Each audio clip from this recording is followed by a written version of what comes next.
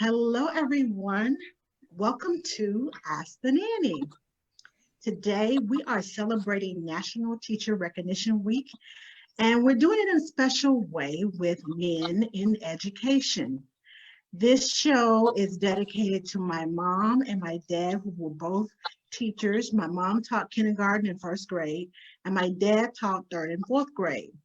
And I was thinking that I wanted to do something for this week, but I didn't know what. And I had a conversation a couple of months ago with Rob, one of our panelists, and the idea struck, and I was like, okay, we're going to do this. So this is the perfect week to do that.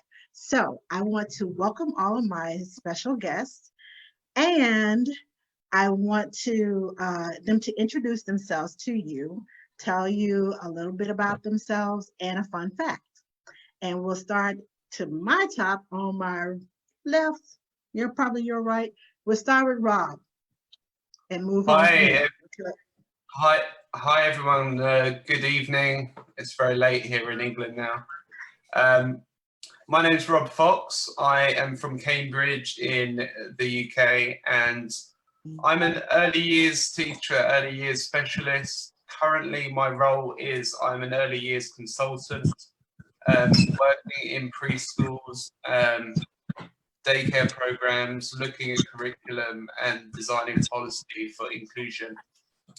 A fun fact about me, I sing nursery rhymes for a living, and I sang with a famous singer known as Sam Smith whilst we were at drama school together. So he's making millions of pounds and I'm singing nursery rhymes for a living. So that's an interesting fact about me. Sorry, Angela, what was the last question? Oh, well, we're going to introduce everyone first, and then we'll get into the questions. Super. Nice to be a part. Thank you, Angela. You're welcome. Ashanti? Hello, yes. My name is Ashanti Branch. I'm from Oakland, California. I am the founder of Ever Forward Club. I taught in high school, middle school, and I was an administrator in both high school and middle school. And I taught math, and then I became an administrator. And now I run a mentoring youth development program that works with schools to support the more inclusivity and social emotional development for young men in our work. And so a fun fact is I'm here in my office, and I have about 44,000 masks here in my office.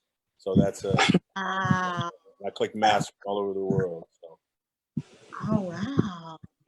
And you don't mean the mask as in the surgical mask that we're all required to wear now? No, I'm talking about masks like different kinds of masks, but I'll probably show a few when we get into the topics, probably. Okay. Yeah. All right, Tyrone. Oh, hi, my name is Ty Morrow, and I am in Freeport, Texas, which is outside of Houston, about 40 miles south. I taught at the college level for 20 years in the Washington, D.C. area, at a number of the major universities. And since being here in Texas, I teach for Bradford Independent School District. When I was there, I did special education. I took the kids that had behavioral issues and was their coach. I taught math, I taught social studies, and I taught science. And I am currently now been promoted. I'm an administrator. I'm the coordinator of safety, the coordinator of security, and the coordinator of emergency management for the Bradford Independent School District. And I think the fun fact about me is I am tired of being in the house. I'm ready to go back to school and see my kiddos.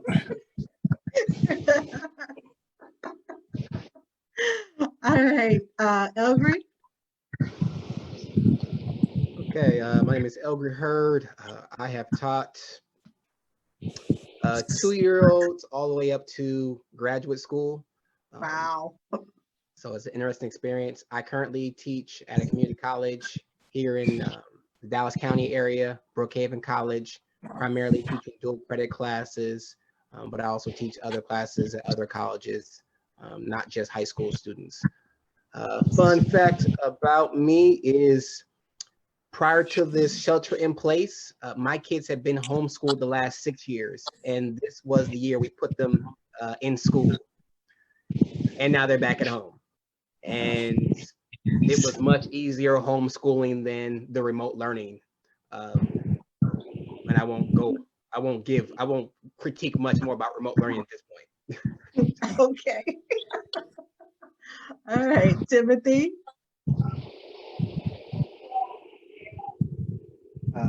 I'm Timothy Washington, her middle child, Angela's middle child, originally from Pine Bluff, currently in Fort Smith, Arkansas, and I am a 6th grade math, science, social studies teacher. So she wears 3 hats. That has been an experience, especially since this is my first year. And then on top of that, like Ellery said, then you add in the online distance learning. So it's all been new to me. Fun fact, I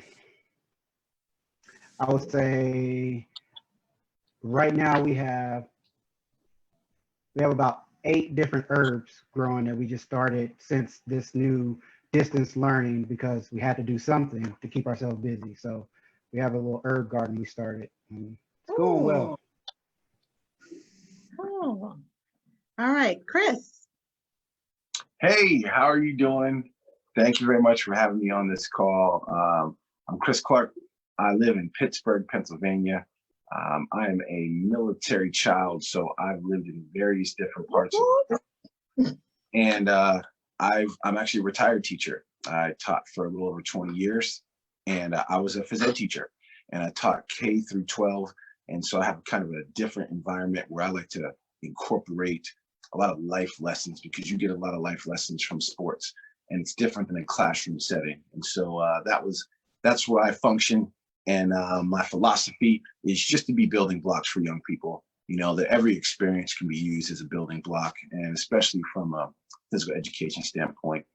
And I guess a fun fact, I have to say there's defining moments as teachers, and I'll share with you one of my defining moments is that I taught all over the country, and I was in California at this time in Marietta. Those folks that are on here from California are very, very familiar with Marietta.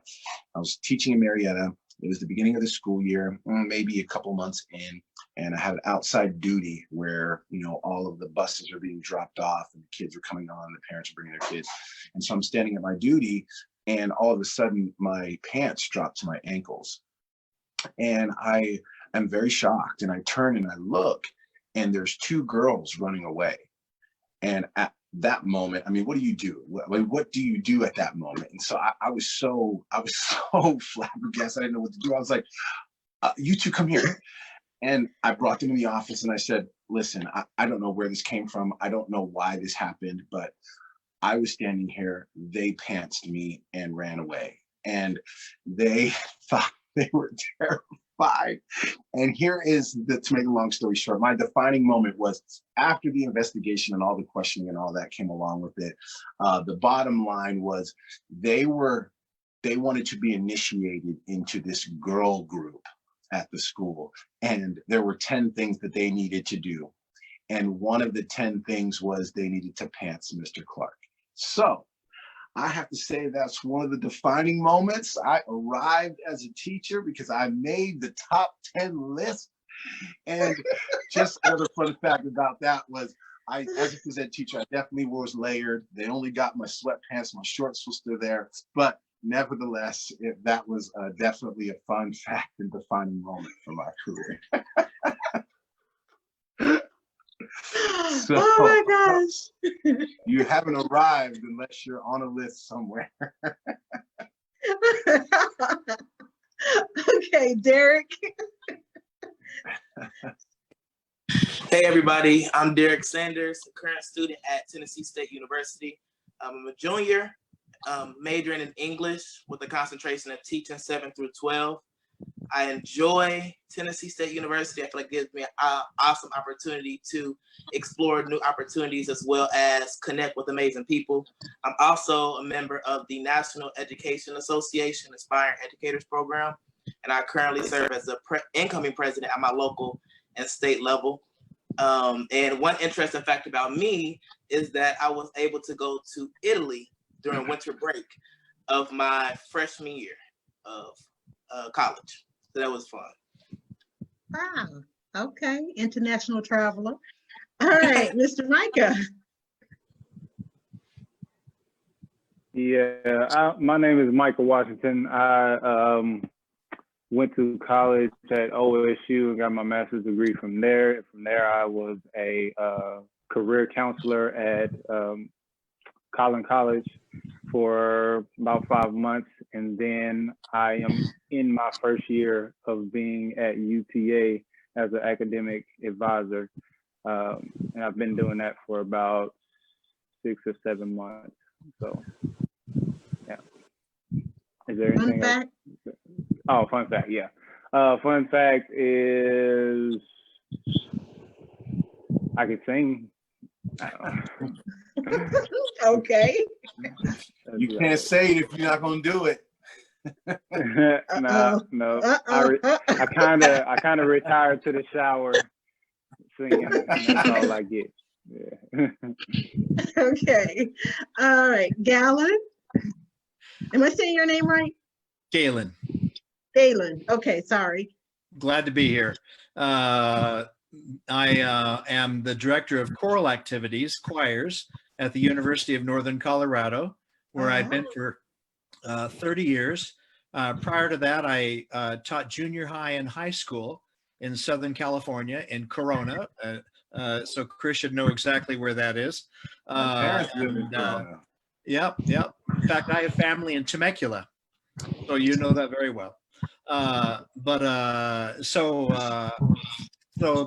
about 32 years in higher ed and 8 years in the public schools. But I stayed connected to the public schools in conducting and clinicking hundreds of high school choirs and junior high school choirs and directing choirs around the country and such.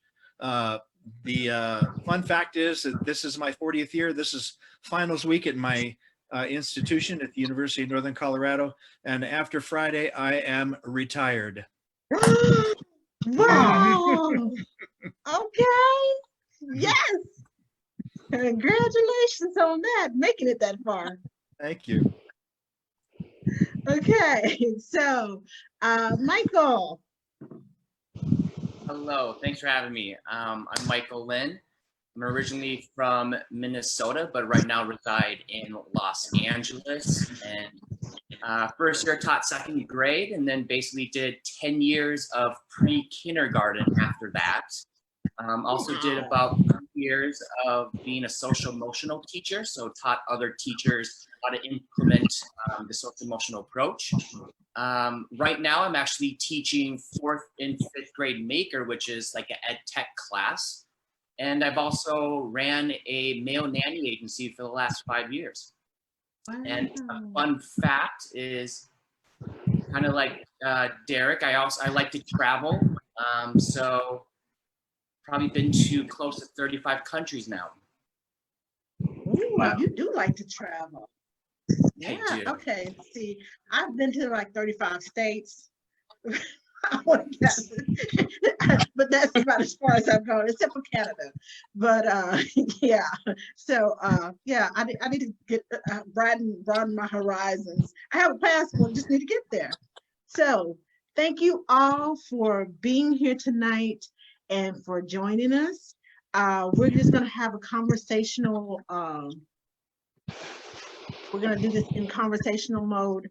And the first thing I want to know is, did you all have a male role model when you were growing up in school? Or did you have male teachers or male role models who made you want to become a teacher?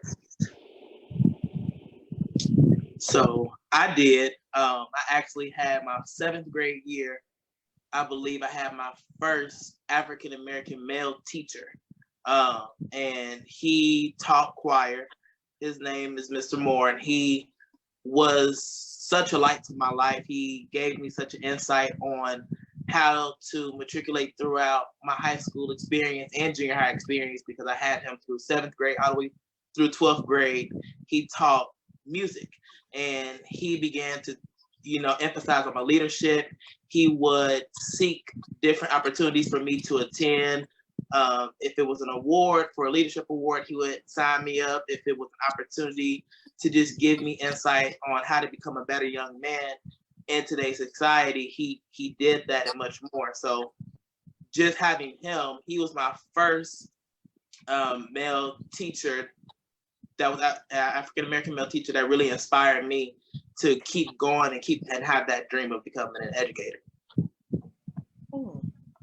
I actually, I went to, when I went to college, I wanted to be in business, and I had no idea of going into teaching at all. And so I was playing college basketball, and my coach was also a teacher, and he taught all the phys ed curriculum courses. And that is where I really grew a love for that, because I love sports, good at sports, and I had an analytical mind and wanted to really dive into sports and being able to teach sports and how to organize it.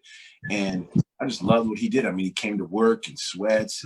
His job's pretty stress-free. He enjoyed what he did, loved coming to work. And I called myself a professional athlete. I was a professional athlete, able to play all day. So that my influence came from my college basketball coach. Okay. I guess I'll go next. So there's a two-part deal. So I had a male teacher in junior high that saw that I had a passion, or that I would pay attention, let me say, in class when we did hands-on science experiments.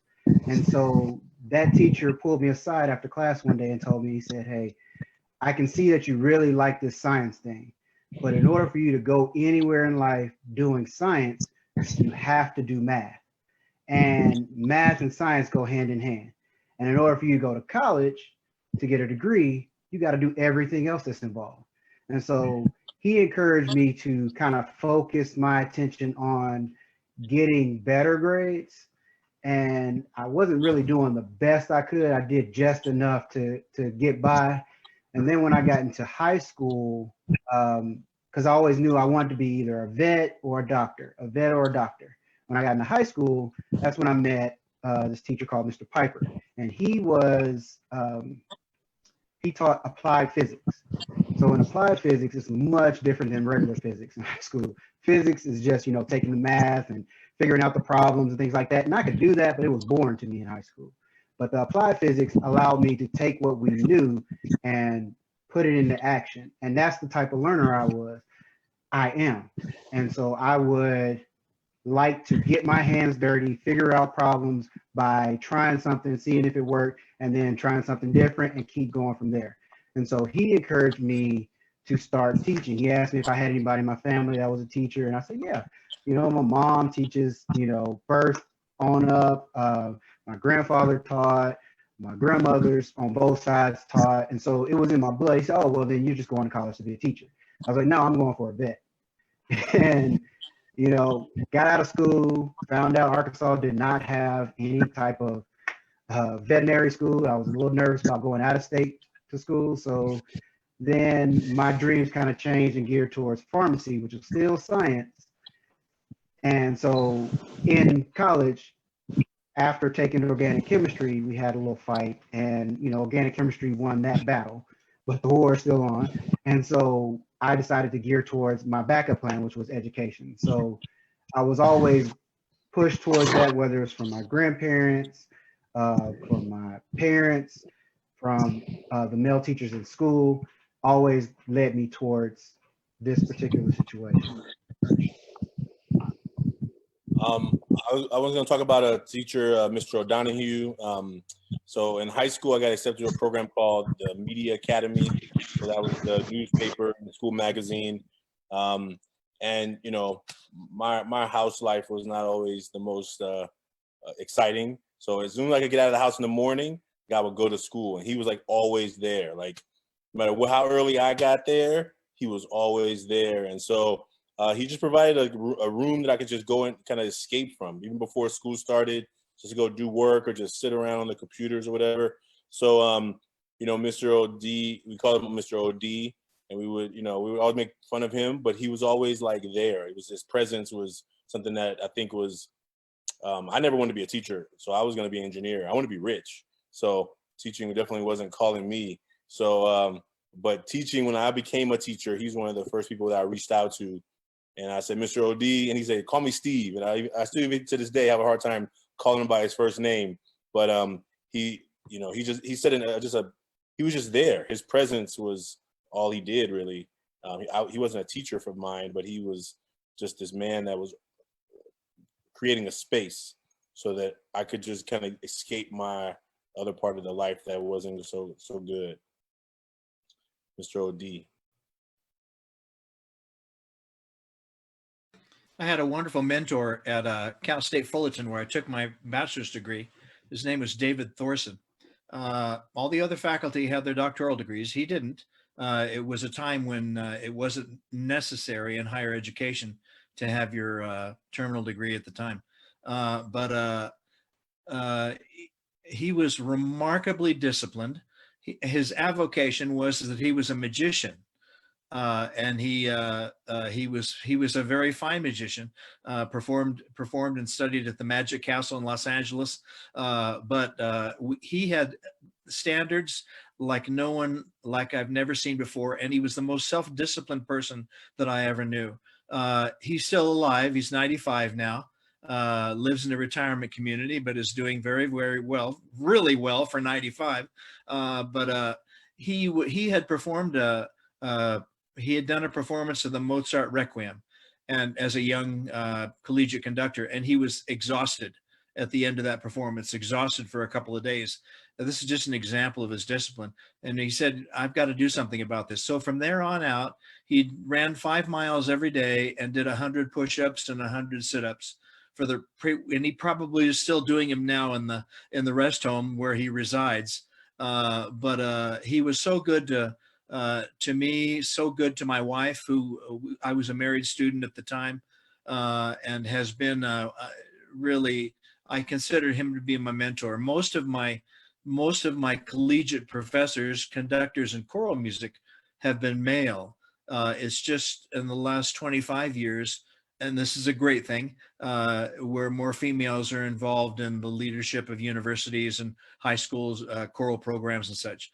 But David Thorson was and continues to be my mentor and my greatest influence. Called me up one day and he asked me if I would like to have his library, and I quickly flew out to Southern California and came home with sent about 20 boxes home, and they're to my right here. His library is now mine, and I appreciate to the end of my days his influence in my life. Wow. I'm a music person too. Music is everything. And I used to sing in the choir. So when you said that, I was like, yes.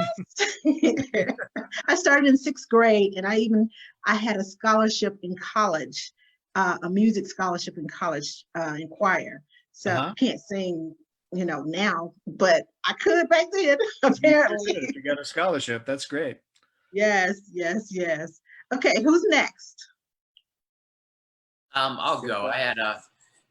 It wasn't until high school where I really actually had a male teacher for the most part, which is kind of unfortunate when you think about, you go 14 years or so of education and without seeing a male role model in the education system. But it was Mr. Stork. He was also my tennis coach. And I think the one thing that really stuck out to me was just how he actually invested in all of his students, not just in school, but outside of school, getting to know them, what they like to do. And from, till this day on, we still have that relationship. And I think as a teacher, that's one thing I try to convey to all my students, that, hey, look, I care about you. I love you. If you ever need anything, I'm here, not just to teach you at school, but, we're all in this together, and I want to make sure that they all know that I care. And that's one thing that I love that Mr. Stork instilled in me, and I continue to carry that on. Right. All right, I guess I'll go after Michael. So the person influenced me. I didn't think, similar to a lot of guys, I didn't initially plan to be a teacher. I had these other plans.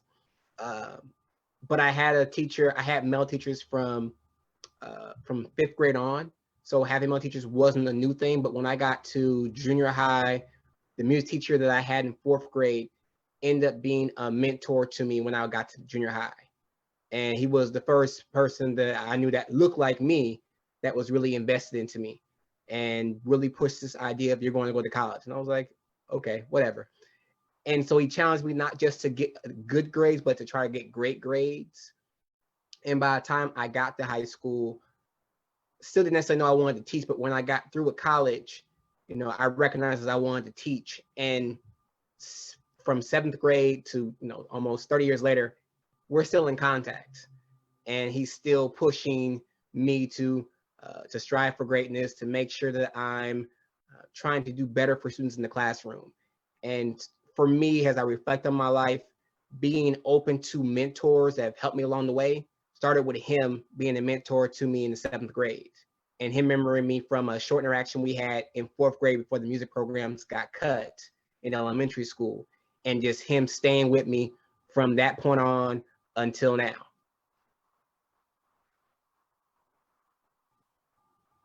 What's next? Don't make me start calling names. Hi. It's interesting reflecting back, and it made me think actually just now. I had a male teacher when I was in year 7, so I was about first year of high school, and it was more of a confidence thing for me. I'd come from a small school. This was a big school. I was trying to find my place in the classroom, trying to find most of my peers knew each other.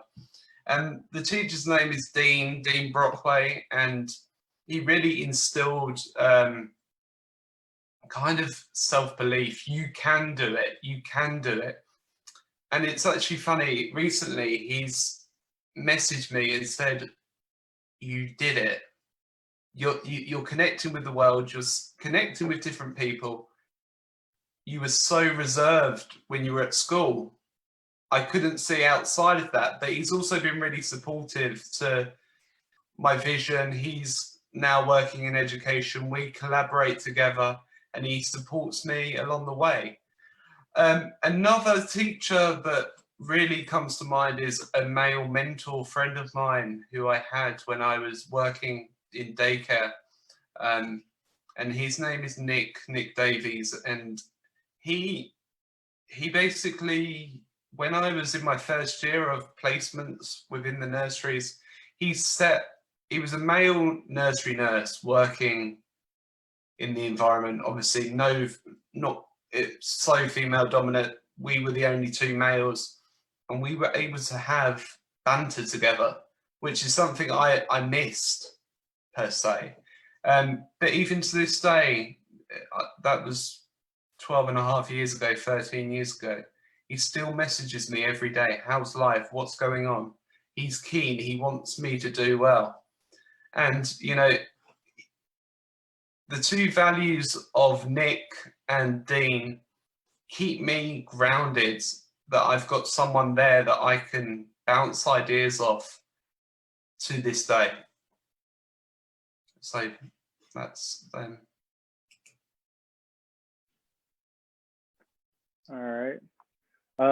So I have 2, but they're not necessarily in education. Me growing up, I never really liked school at all. Like I wasn't just ready to go to school and get good grades and all of that. I was just there. And half of the time I wasn't because I would just not go. And so, but during that time, I had somebody in my ear the whole time, pretty much just telling me, you can play now and work later, or you can work now and play later. And I think I played and then I ended up having to work later. But that person was my uncle, Kevin Johnson. He, through my first half of my college career, the voice I heard the most was his, and the clearest about just staying focused and just being able to adjust and I can't think of the word, but just being able to renew yourself and things like that. And so once I got a grasp of that, then another man that came to my life, that he's not a teacher as well, but Sam came into my life when he came into my mom's life, and pretty much, I don't know, he just broke everything down. Like, I had a vision of what I wanted to do as far as like helping students and things like that, but he kind of broke it down and really narrowed down my vision to where it was so clear that I had almost tunnel vision when I got to my master's program. And I just knew where I wanted to go. I didn't know exactly which, like if I was going to be a teacher or advisor or coach or whatever, but I knew I wanted to be in education and help students. And so those two really pushed me in the direction that I am in now. So that's how it works.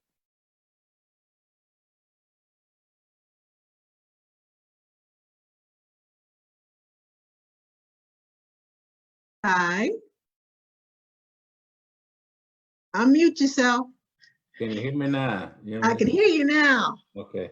Well, unfortunately for me, my academics from K through 12 was in a Catholic school environment.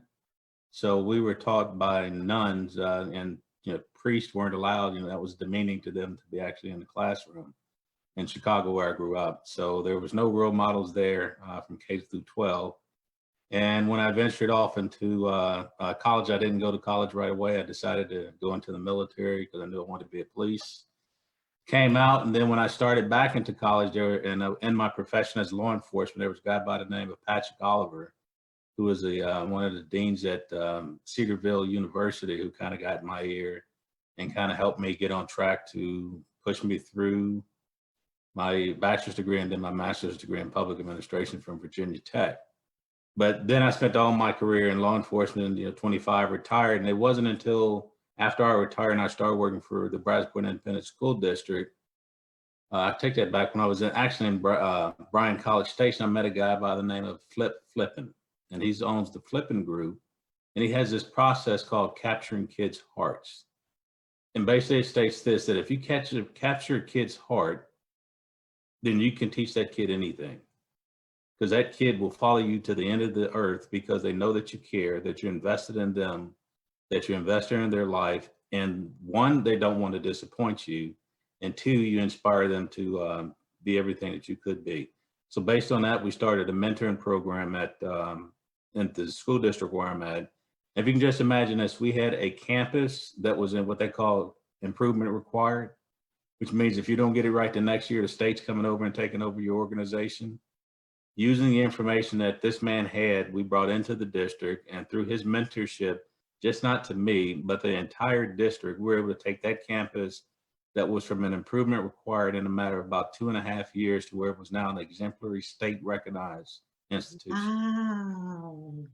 So now that has been replicated on all the campuses here in Brazosport Independent School District. And the things that we are doing now are just phenomenal.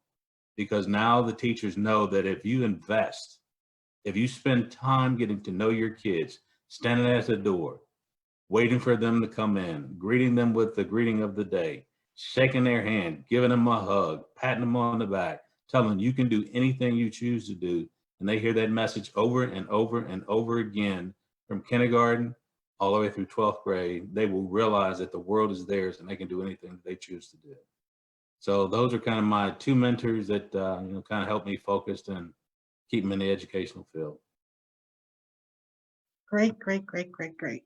Now, this next question that I'm going to ask, we have someone, before I say that, we have someone who is watching who has named Ashanti as his mentor. I don't know. I can't pronounce his Tonatio. Okay. Yeah. He says that you are his mentor, and I'm glad he's watching. And let's see, Cheryl Moon says hello. And Cameo Kendrick says, hello all, happy Teacher Appreciation Week. Thank you for all that you do. Also, hey Derek. She said that in capital letters. That's why I said it like that. So now my next question to you is, I know being a male teacher brings about some stereotypes, and it brings about, just like Ty said, it was like in the Catholic school, it was like demeaning for them to be in the classroom. And I know that you all as male teachers, I know you face certain stereotypes and certain challenges as teachers. Can you tell us about some of those challenges that you go through?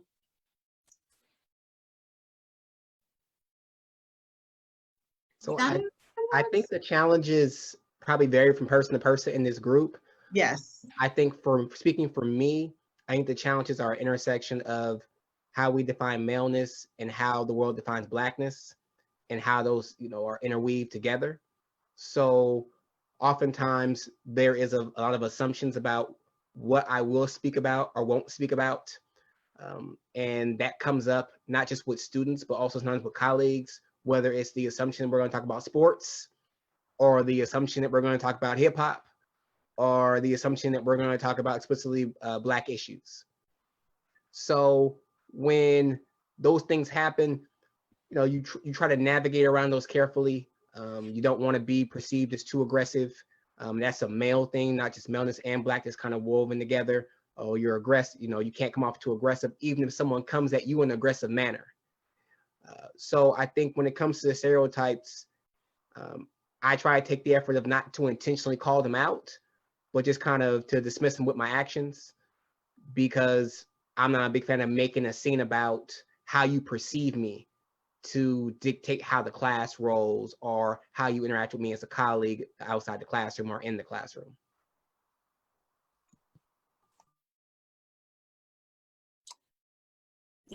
Thank you, Elgary, for that. When we talked about the two parts about maleness and Blackness, and I think I want to add one is just in terms of like how it shows up in terms of your prestige or your career choices. I think, when I left my engineering career to become a teacher, I was clear that my salary was changed by like 2/3, like 66% pay cut was real. It was real internally, but I came to teaching because I think teaching called me.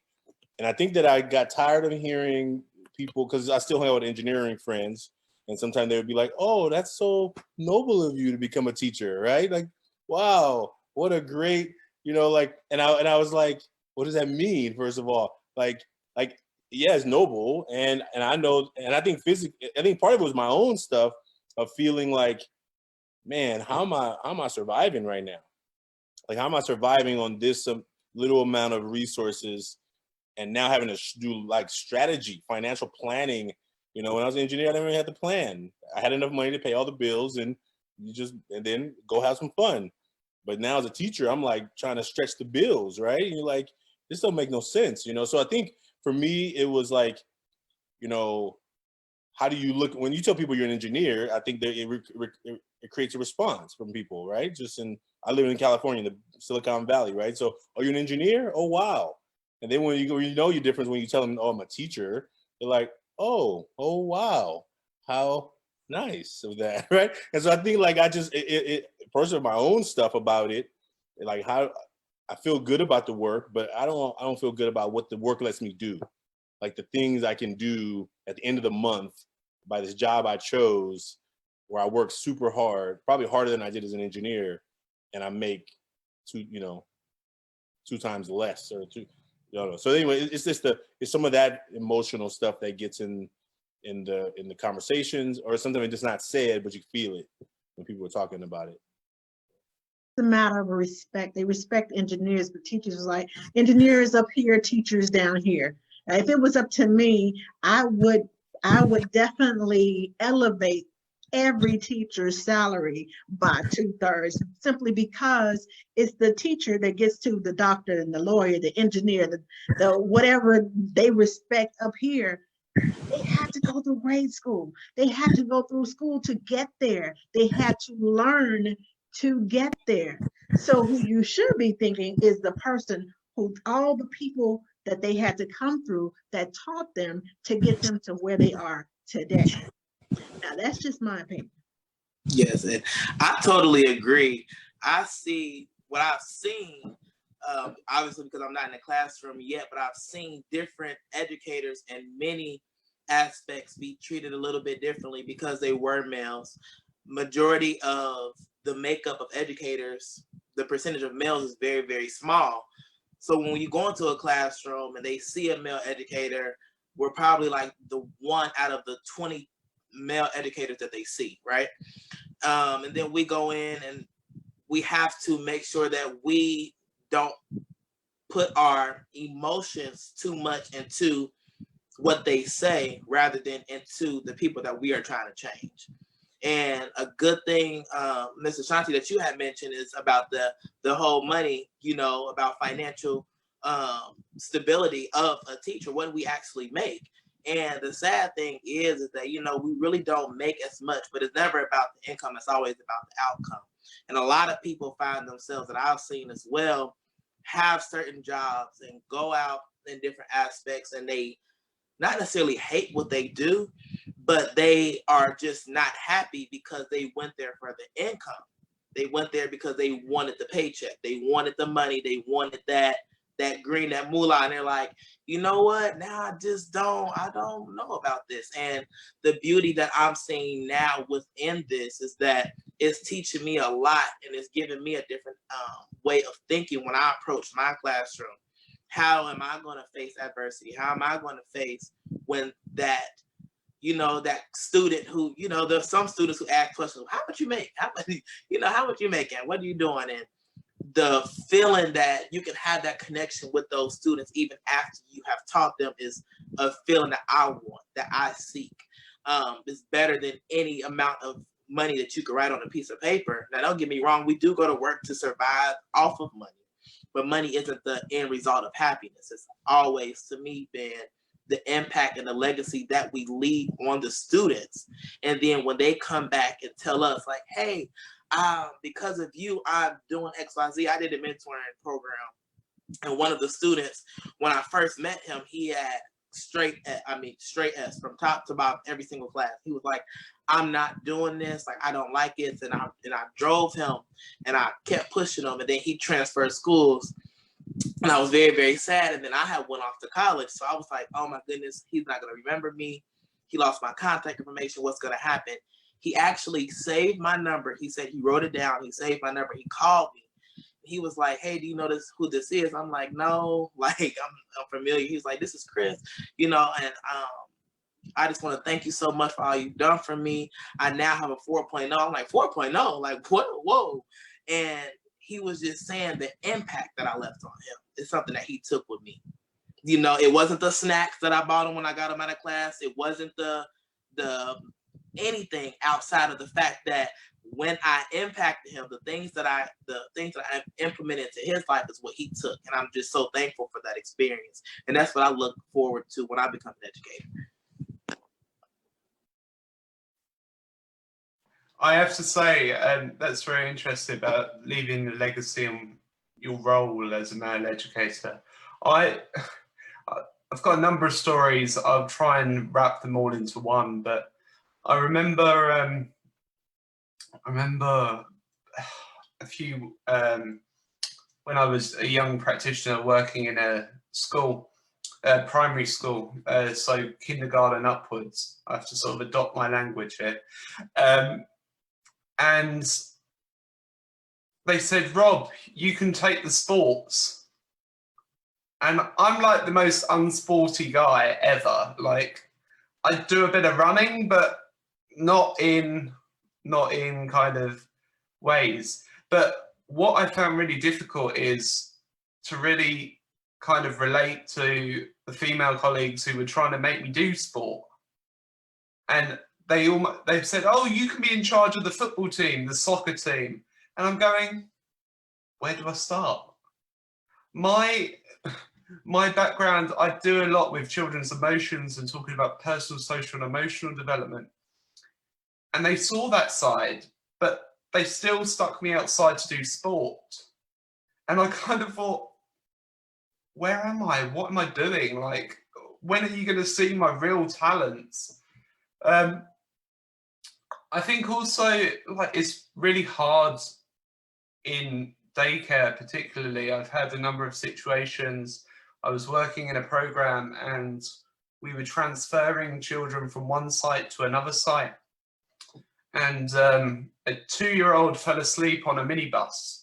And I lifted the child up, took the child off the minibus, and I handed the child to his father.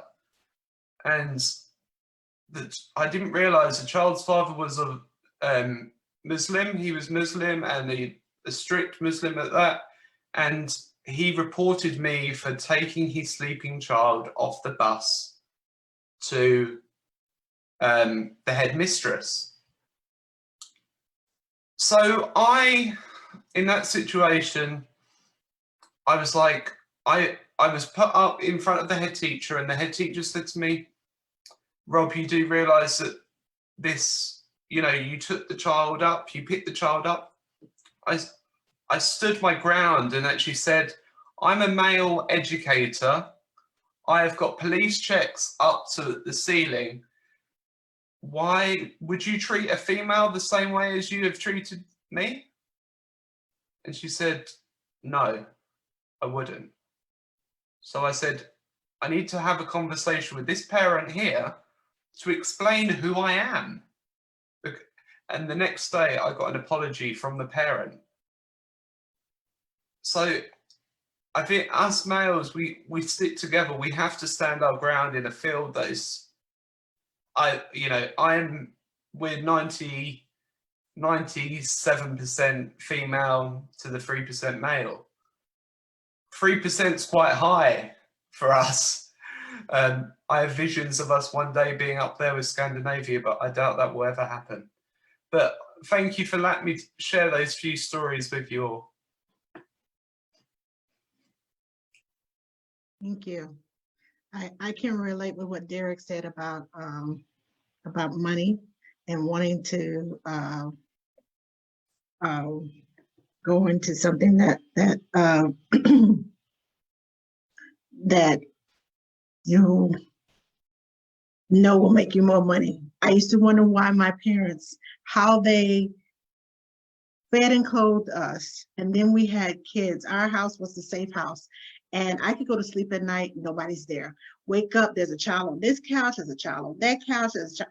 If you ran away from home, you came to the Johnson house. And my dad was a mentor for all these kids, and my mom was a mentor, and they fed them. And I'm just like, I don't know, because it was never shown to me. But I know when I went to college, my mom and dad told me, you need to be an educator. You need to go and teach. I was like, I know how much money you make. No way in the world. So me and my smart self at 18, I went and did business management and accounting, thinking, oh, I'm gonna make $60,000, $70,000. I got it made, yes. And then I got this little cubicle. And I punched it up. It took all of 2 years. And I was like, I can't do this no more. Because I was used to working with kids. I've been working with kids since I was 11. And by the time I made it to college, I was like, ponytail, blue jeans, t-shirt, in the park, museums, all this with the kids. And it took 2 years. And my mom, until she died, was like, I want my money back because you did not use that degree. I went back to school and got a degree in early childhood education on my dime. But she was like, no, I want my money back. You don't use it. But I understand where you're coming from. But I also understand that the difficulty of, and that's why I said male teachers, you walk a different road than female teachers. And thank you, Rob, for your story, because that was one of the examples that that I wanted to use, because I know that you have to be like way, if the level is here, y'all have to be way up here somewhere because of the way people look at you. It's not, I'm a human being, I'm a teacher, and I know my place. Because you hear more about males teachers getting into trouble than you know do females, but they do. We do. I promise you, we do. It's just that it just kept low, nice and quiet. Let a male teacher come up, do something wrong. I mean, one step left, and it's not even the wrong way, and you hear about it. So I'm gonna let you all finish your stories. I just, Yeah, piggybacking off of what you just said about the steps in the wrong direction. It's like for me, just getting out of a master's program, being young, coming into the education system, there's a lot of filters that I have to go through in my brain before I say anything or do certain things. Even the lighting in my office can be a problem. The way I may look at a female sitting across from me can be a problem because they can go say whatever they want to, and a lot of the times people will believe the female student. And I just have problems with that, like the filters. Like I have to really think before I speak and what I say to the students more than my coworkers, the students, because things can get twisted quickly, and so that's the biggest problem I come into.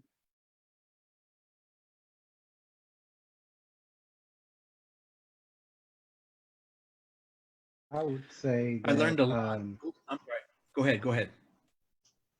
sorry, I would say that one of the biggest hurdles that I had to get over in my mind, and probably a lot of male teachers still have to work through that, is similar to what Rob said. When they see a male figure in a school building, usually it's the principal, assistant principal, or the janitor. And so or the coach. And so when they see a male figure, they see you in the building, you're dressed nice, you look like you're important. So you're either administration or you're somebody here to run checks and balances. And so when I got there, this is my first year, I'm walking through the building and I had parents ask me about certain teachers, but getting their students moved to certain teachers' classes if I was the principal. Clearly my badge said teacher. And then I had coworkers who would come to me and they would look at me as the muscle, like they looked at Rob as the sports guy. And then they also come to me about certain sports. Now, I do like sports. I do like, and I don't mind helping, but the first thing I was told when I first got into the building was, "Oh, yes, we have a male teacher here. I don't have to do all the heavy lifting." And I thought, to me, first off, in my mind, I was like, really? But me being the person I am, I like to help people. So I didn't outwardly, or at least I tried not to. I don't know if my face said it, but I tried not to outwardly express that really towards my coworkers. But that stereotype of the male, when you see them in the building, is either administration or checks, running checks and balances, or the janitor or the coach. That is something that I'm still, of course, I'm in the first year, but I'm still seeing it and trying to kind of break that mold, so to speak, saying, hey, I do know how to teach a little bit, just a little bit. I do have some experience. I do have some knowledge outside of the sports world, or outside of being able to lift things, or outside of being able to run certain committees, so to speak. So that's one of the hurdles I've been, kind of dealing with. At the university where I teach, I had for 15 years, I had a women's choir. And for 30 years, I had a men's choir.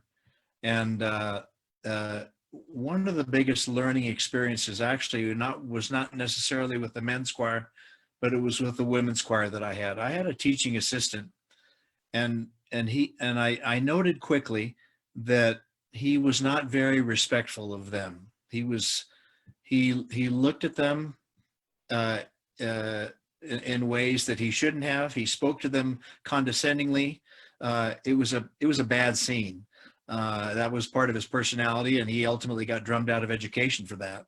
But I noticed right away that they picked up on that vibe of his in a heartbeat. And it's not that I would have been inclined to teach or speak or think or look at them or anything like that, but I learned from his negative experience and their negative reaction how important it was to be a good male role model, to be upright, to have high standards as I would with my with any of the other choirs that I had. And I had a great amount of success and satisfaction in teaching my women's choir for 15 years. I had to give it up when I moved into the directorship of the program, but I kept my men's choir and a mixed choir. But it was one of the richest experiences that I ever had. But it taught me a lot about being an educator and being respectful towards women.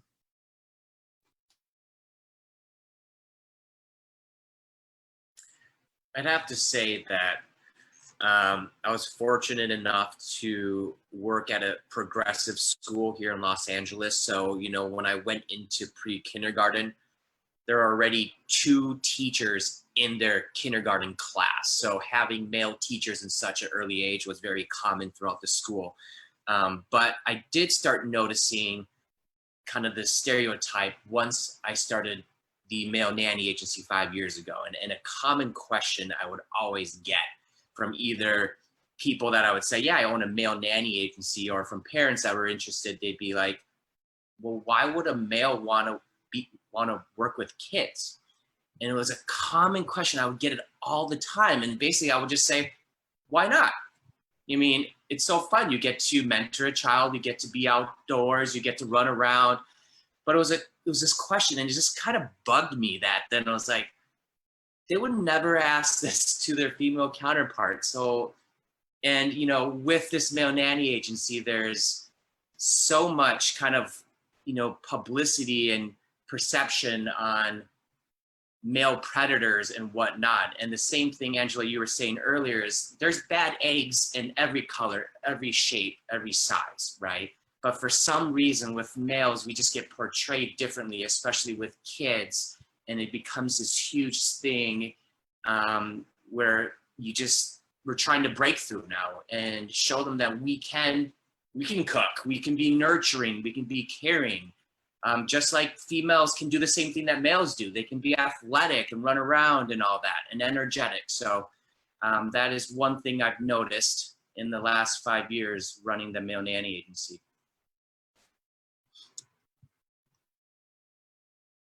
That's almost like telling a dad he can't be a dad. Exactly. I mean, essentially, males, dads are male, and hello, I can't play with my own child. I can't nurture my own child. I can't, teach him things. I work with families, and in a majority of the families that I work with, the male, the father is more on top of things than the mom. I ask a question, nope, they did this and they did that, and then she did this and then she did that, and then we had this, and I'm just like, okay. And they are very involved, and I love that, because I've also worked with the opposite, where dad comes in, hire the kids, okay, well, it's dinner time, y'all go get dressed, you'll go get washed up and change clothes so we can eat. So, but I love that fathers are involved. And the statement that you made, Michael, is just like asking a male, I'm a father, I'm a teacher. They kind of go hand in hand. I'm teaching my own child, and I'm teaching your child too. So why am I being treated differently as a male teacher? And I have children at home. Would you take my children away from me? Would you act this way when you came in my home? Would you think that of me in my home? Would you think that way of me if I was at the park with my children? Angela, I think this is Shanti. I think it goes a little deeper than that. I don't think it's.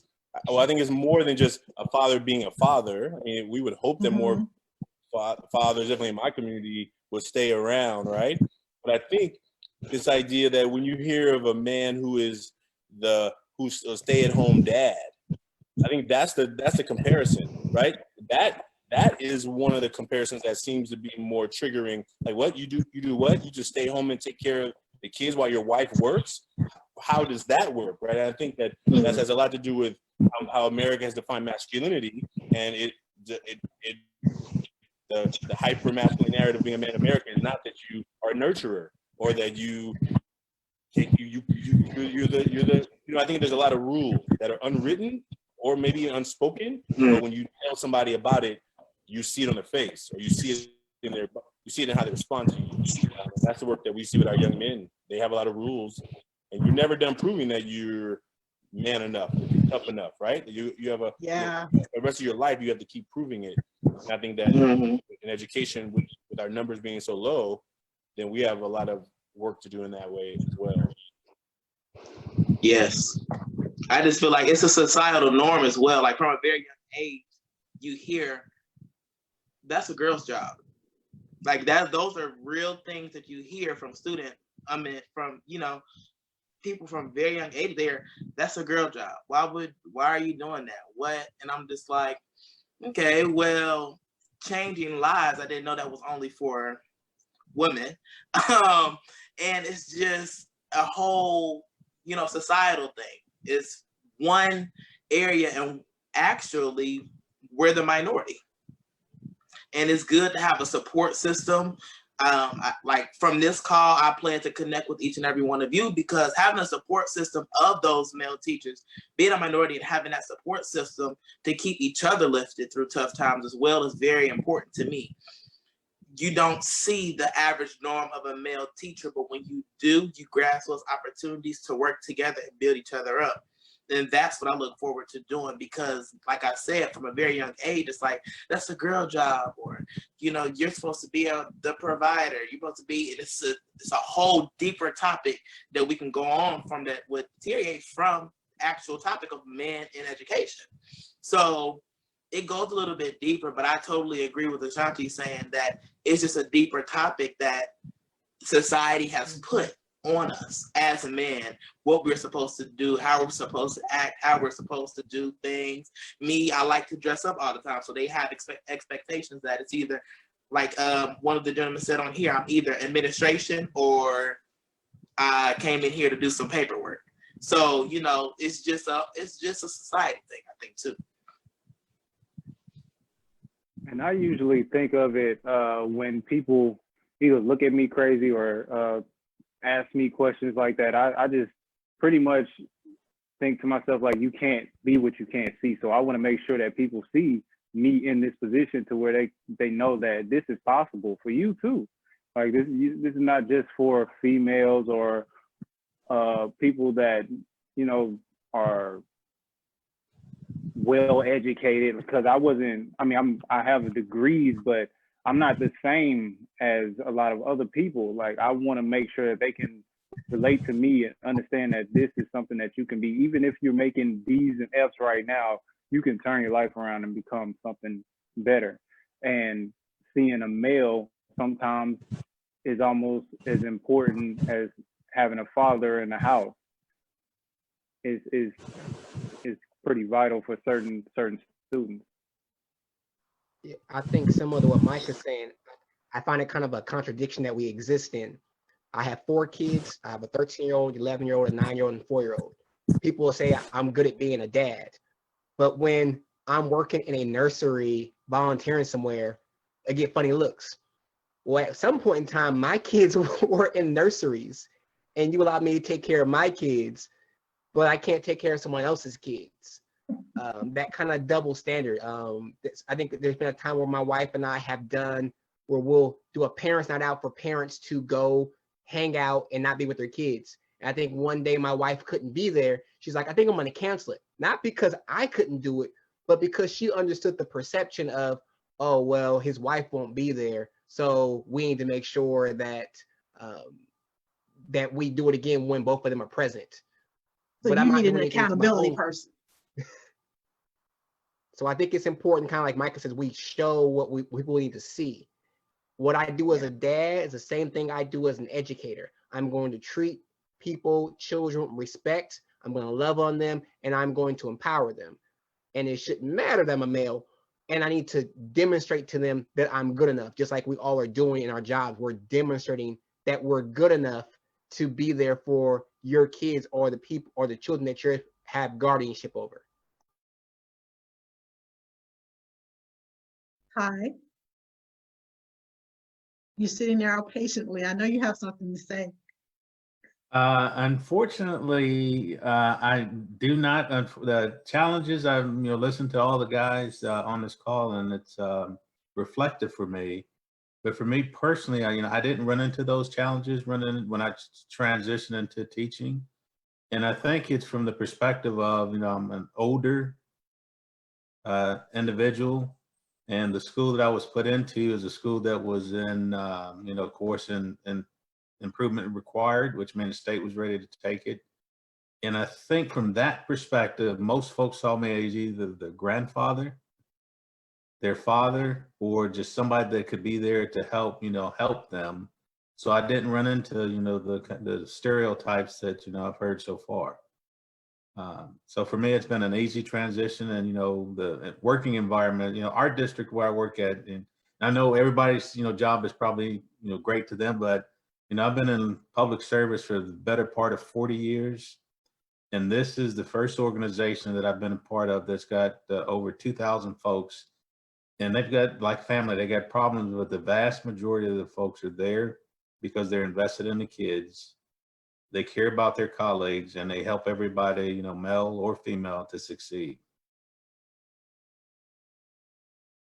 Great.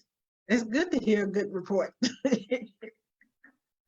It's good to be, and I agree. I totally know where you're coming from when you say that your wife wanted to cancel, because it almost sounds as if you need an accountability person there with you to validate that, okay, so something happened to my child, I can't leave him here with him. But had it been her there by herself, they would have just, okay, and they would have been fine.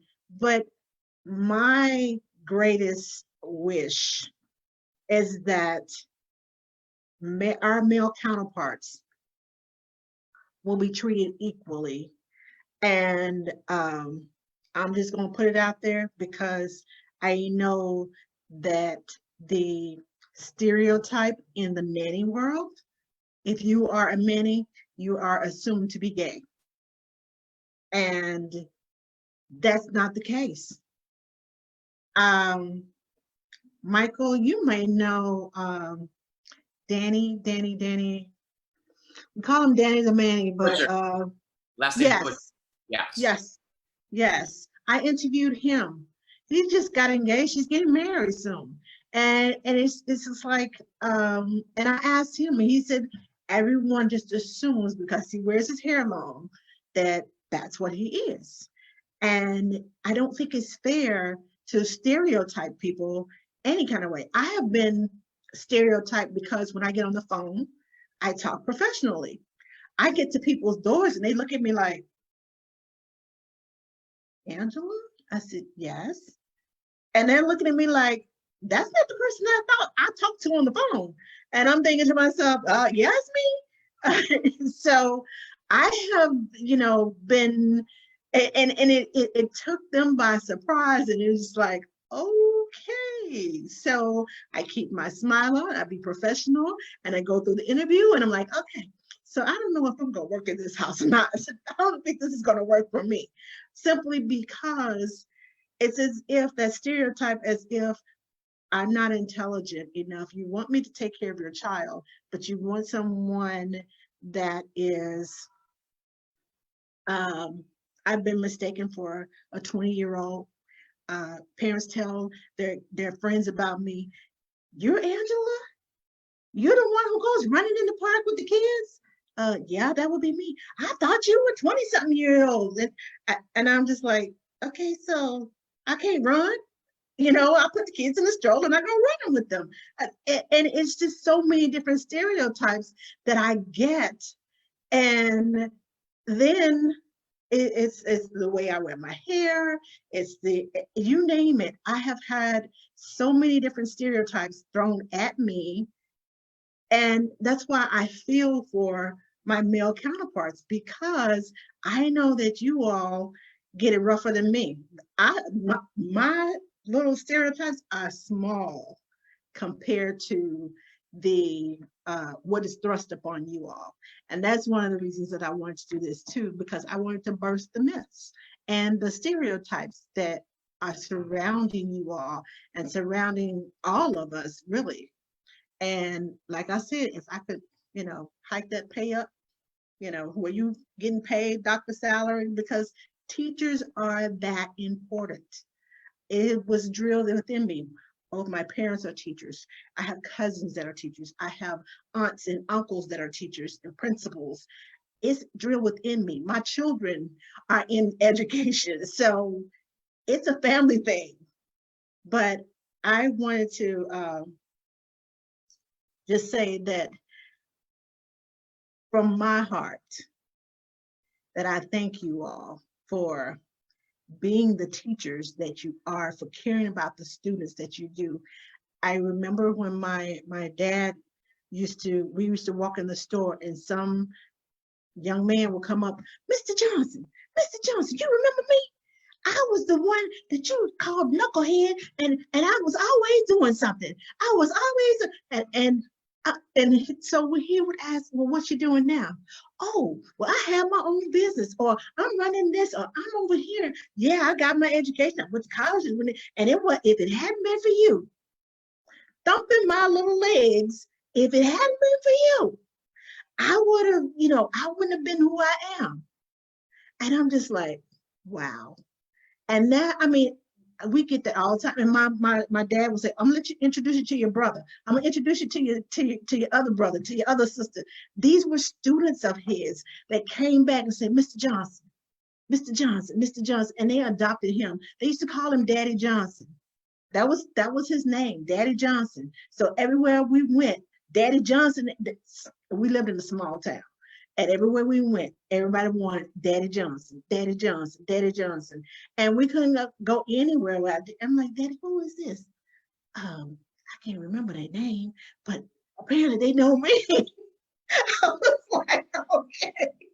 So he has taught and had an impact on so many people's lives. My mama, she was Mama Johnson. He was Daddy Johnson, and my mama was Mama Johnson. And we would go places, and the same thing would happen to Mama Johnson, Mama Johnson. And she was a little bit better with names than my dad was, but it was instilled within me about caring for people, having a heart for people, having a gift with children. That my parents saw that at an early age. I started babysitting at 11. I've been doing this for over 40 years. In some capacity, I have been working with children. So I feel you. I feel you. I feel you. And if Lord say the same, I will be continuing to work with nannies and children for the rest of my life. We are out of time. And I know we didn't get to all the subjects that we planned to, but the ones that we did get to were very important. And I want to thank each and every one of you for your service, for teaching, for having the heart for children, for following your calling, for because I understand wanting to be over here, but your calling is right here. That doesn't mean that you can't, use your talents in other ways in where your calling is now. But I thank you all for agreeing to put yourselves out there and agreeing to talk to our audience. And I thank you all who are watching on Facebook. Thank you all for joining us. and for supporting our teachers. And thank you, teachers all across the globe, for being who you are to children and changing lives. It takes a big heart to change small minds. And excuse me, join us here on Monday night. Next Monday, we are talking about Know Your Worth. Our special guest is going to be Laura Brawley. She is the admin for the Nanny Hub and the Nanny Care Tribe. And she's also the author of the A to Z contract. So we are going to talk with her about knowing your worth, because after COVID is over with, people are starting to be, as I like to call, released back out into the wild on Monday.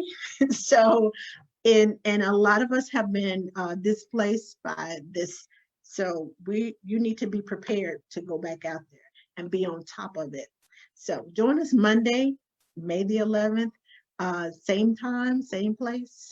And you all have a good night. And thank you. Thank you. Been a pleasure. Thank you. Thank you. Very much. Thanks. Thank you very